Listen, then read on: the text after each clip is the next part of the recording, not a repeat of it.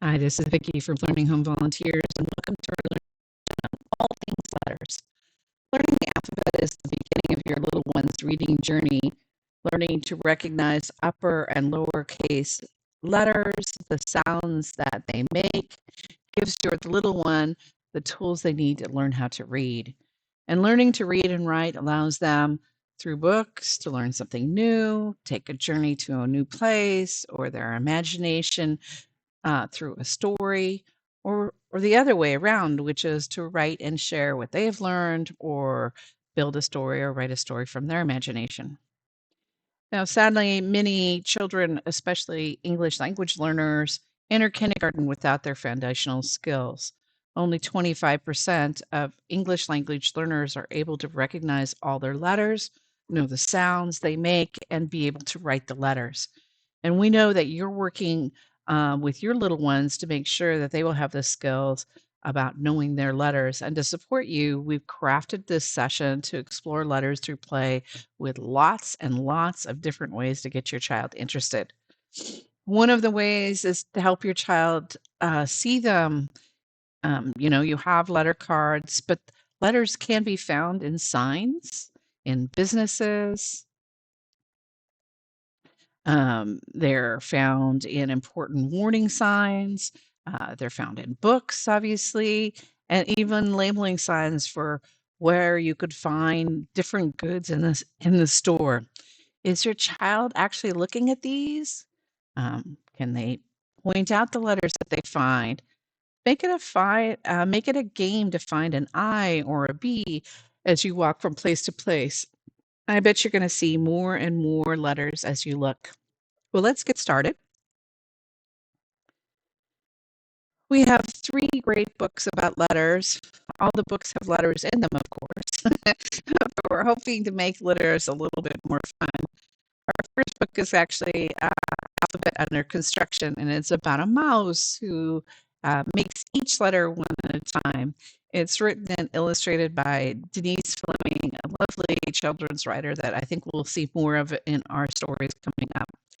Our next book is a classic offering in most preschool classrooms. It's called Chicka Chicka Boom Boom, and this book is all about the letters who want to be first to the top of the coconut tree. I hope there's going to be enough room for them all. The book is illustrated by Lois Ehlert and written by Bill Martin Jr. and John Ackerbolt. Our last book for this session is actually a mystery. The letters used to be all together, but now no one knows where they are. Can you help us find them? This book is written and illustrated by Lisa Campbell Ernst. Well, let's get started on our first activity.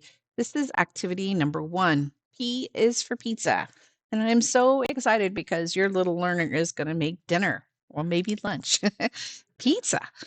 20 minutes after you start, you'll be eating pizza that they made. We've included enough materials to make 2 pieces of pizza. But before we get started on the assembly of the pizza, let's preheat the oven to 375 degrees. You want to take the English muffin in your bag and split it into a bottom and top piece.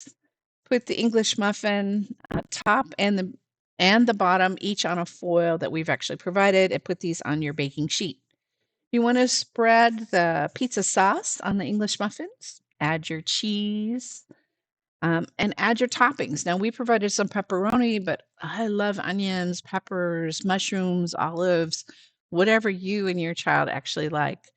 So put the baking tray in the oven and cook until the edges are all browned and the cheese is melted. Should take about 10 minutes. Now, it'd be fun to make pizza every day. So we've given a way for our little ones to be able to do that themselves. This is activity number 2, no mess pizza. You're going to find in your bag a big cream round piece, which will act as the crust, a smaller red round piece to represent your sauce, and then lots of small pieces of felts and different colors for toppings. Now you can make your own visual menu by actually drawing on a piece of paper the items and colors of the things that you're going to allow on your pizza. And then you can work with the owner of the pizzeria to tell them what you want on your pizza. If you want to make the game more exciting, you could add money to the game. If you want to take it to the next level, you could make a pizza by drawing or creating one with construction paper. You can actually color directly on a plate, or you can glue different colored shapes to a paper plate. Both of these were really kind of fun. Well, this is activity number 3, a monster that eats letters. And in your box, you're going to find an ice cream container with a mouth cut out, googly eyes, and 26 cardboard squares, and a set of upper and lowercase sticker letters. The first step you want to have done is have the little learner put the upper letter sticker on one side of the cardboard, and then flip it around, and on the second side, put the lowercase letter. Next, have the child decorate the monster themselves.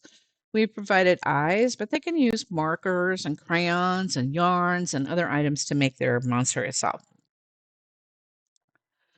Well, whether you're working on upper or lowercase letters, you want to organize the cards face up with the letters showing the actual letters themselves. Now, you'll choose a card. I chose the letter A, and you'll show that card to the child with off of your letter cards that you have in from your teacher's kit. I just cover up the case that I'm not working with. So in this case, I'd cover up the uppercase letter, and then you have the child choose the matching cardboard piece and put it in the mouth of the monster.